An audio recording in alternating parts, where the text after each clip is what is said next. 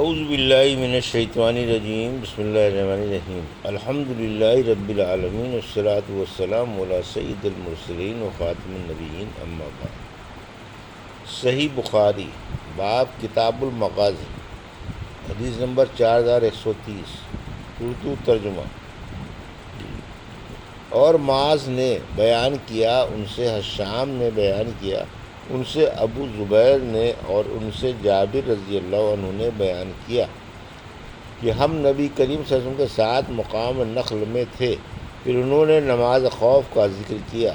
امام مالک نے بیان کیا کہ نماز خوف کے سلسلے میں جتنی روایات میں نے سنی ہیں، یہ روایت ان سب میں زیادہ بہتر ہے۔ معاذ بن حشام کے ساتھ اس حدیث کو لیث بن سعد نے بھی حشام بن سعد مدنی سے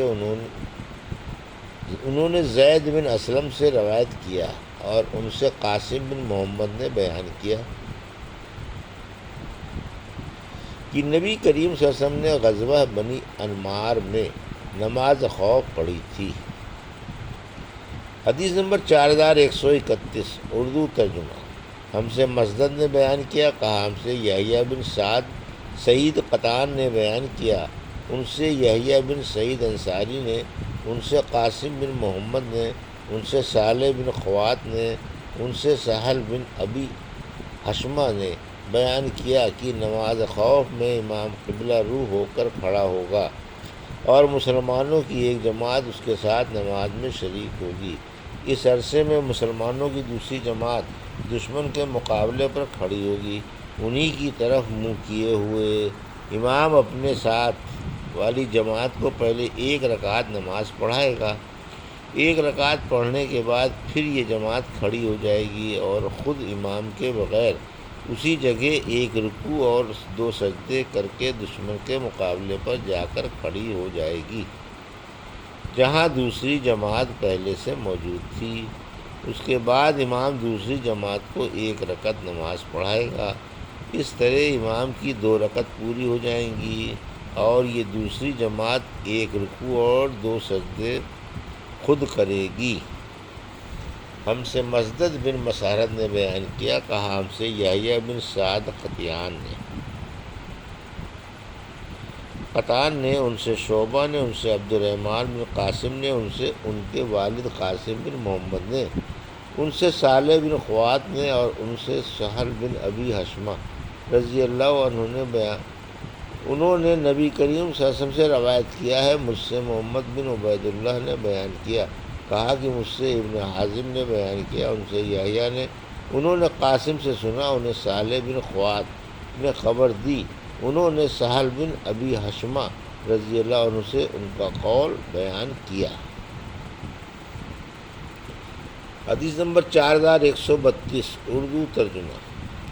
ہم سے ابو الیمان نے بیان کیا، کہا ہم کو شعیب نے خبر دی، ان سے زہری نے بیان کیا، کہا مجھے سالم نے خبر دی، اور ان سے ابن عمر رضی اللہ عنہ نے بیان کیا کہ میں اطراف نجد میں نبی کریم صلی اللہ علیہ وسلم کے ساتھ غزوہ کے لیے گیا تھا۔ ہاں، ہم دشمن کے آمنے سامنے ہوئے اور ان کے مقابلے میں صف بندی کی۔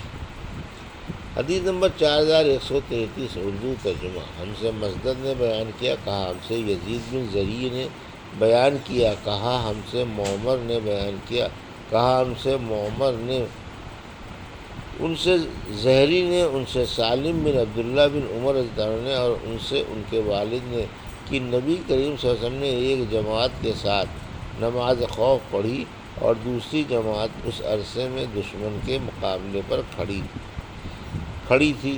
پھر یہ جماعت جب اپنے دوسرے ساتھیوں کی جگہ نماز پڑھ کر چلی گئی تو دوسری جماعت آئی اور حضور صلی اللہ علیہ وسلم نے انہیں بھی ایک رکعت نماز پڑھائی۔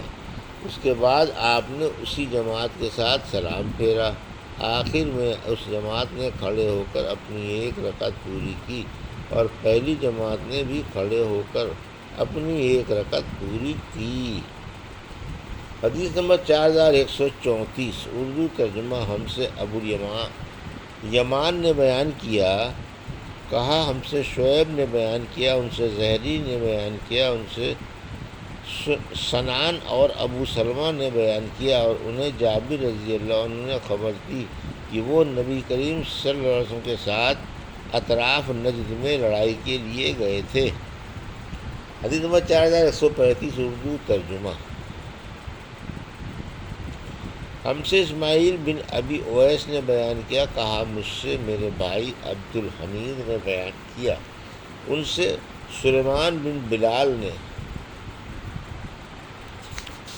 ان سے محمد بن ابی عتیق نے، ان سے ابن شہاب نے، ان سے سنان بن ابی سنان دولی نے انہیں جابر رضی اللہ عنہ نے خبر دی کہ وہ نبی کریم صلی اللہ علیہ وسلم کے ساتھ اطراف نجد میں غزوے کے لیے گئے تھے۔ پھر جب آن صلی اللہ علیہ وسلم واپس ہوئے تو وہ بھی واپس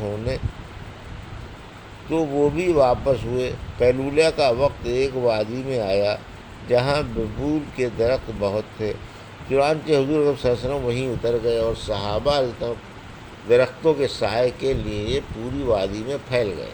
حضور اکرم صلی اللہ علیہ وسلم نے بھی ایک ببول کی درخت کے نیچے قیام فرمایا اور اپنی تلوار اس درخت پر لٹکا دی۔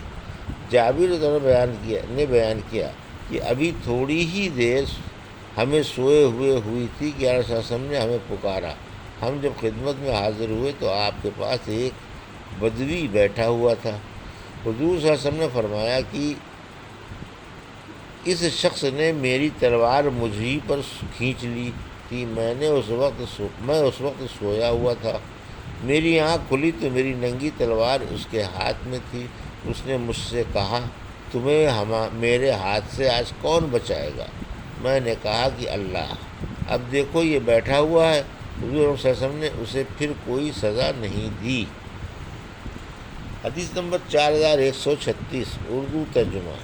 اور ابان نے کہا کہ ہم سے یحییٰ بن ابی کثیر نے بیان کیا، ان سے ابو سلمہ نے اور ان سے جابر رضی اللہ عنہ نے بیان کیا کہ ہم نبی کریم صلی اللہ علیہ وسلم کے ساتھ ذات الرقاع میں تھے، پھر ہم ایک ایسی جگہ آئے جہاں بہت گھنے سائے کا درخت تھا۔ وہ درخت ہم نے آن صلی اللہ علیہ وسلم کے لیے مخصوص کر دیا کہ آپ وہاں آرام فرمائیں۔ بعد میں مشرکین میں سے ایک شخص آیا، حضور صلی اللہ علیہ وسلم کی تلوار درخت سے لٹک رہی تھی، اس نے وہ تلوار حضور صلی اللہ علیہ وسلم پر کھینچ لی اور پوچھا، تم مجھ سے ڈرتے ہو؟ حضور صلی اللہ علیہ وسلم نے فرمایا کہ نہیں۔ اس پر اس نے پوچھا، آج میرے ہاتھ سے تمہیں کون بچائے گا؟ حضور صلی اللہ علیہ وسلم نے فرمایا کہ اللہ۔ پھر صحابہ نے اسے ڈانٹا، دھمکایا اور نماز کی تکبیر کہی گئی۔ تو حضور صلی اللہ علیہ وسلم نے پہلے ایک جماعت کو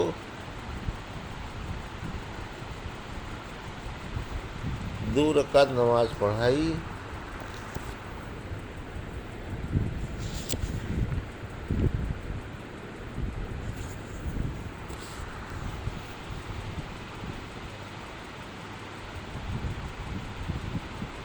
تو حضور صلی اللہ علیہ وسلم نے پہلے ایک جماعت کو 2 رکعت نماز خوف پڑھائی۔ جب وہ جماعت آن صلی اللہ علیہ وسلم کے پیچھے سے ہٹ گئی تو آپ صلی اللہ علیہ وسلم نے دوسری جماعت کو بھی 2 رکعت نماز پڑھائی۔ اس طرح نبی صلی اللہ علیہ وسلم کی 4 رکعت نماز ہوئیں، لیکن مقتدیوں کی صرف 2 رکعت۔ اور مسدد نے بیان کیا، ان سے ابو عوانہ نے، ان سے ابو بصر نے کہا، اس شخص کا نام جس نے آپ پر تلوار کھینچی تھی غورث بن حارث تھا، اور آن حضرت صلی اللہ علیہ وسلم نے اس غزوے میں قبیلے محارب خصفہ سے جنگ کی تھی۔ حدیث نمبر 4137 اردو ترجمہ۔ ابو زبیر نے جابر سے بیان کیا کہ ہم نبی کریم صلی اللہ علیہ وسلم کے ساتھ مقام نخل میں تھے تو آپ نے نماز خوف پڑھائی، اور سیدنا ابو ہریرہ رضی اللہ عنہ نے بیان کیا کہ میں نے نبی کریم صلی اللہ علیہ وسلم کے ساتھ نماز خوف غزوہ نجد میں پڑھی تھی۔ یہ یاد رہے کہ ابو ہریرہ رضی اللہ عنہ حضور اکرم صلی اللہ علیہ وسلم کی خدمت میں سب سے پہلے غزوہ خیبر کے موقع پر حاضر ہوئے تھے۔ یہ تھی صحیح بخاری باب کتاب المغازی کی حدیث نمبر 4130 سے 4137 کا اردو ترجمہ جو ابھی آپ نے سماعت فرمایا۔ اللہ سے دعا ہے کہ اللہ رب العزت ہمیں ان حدیثوں کی صحیح سمجھ عطا فرما اور ان پر عمل کرنے کی توفیق عطا فرما، آمین یا رب العالمین۔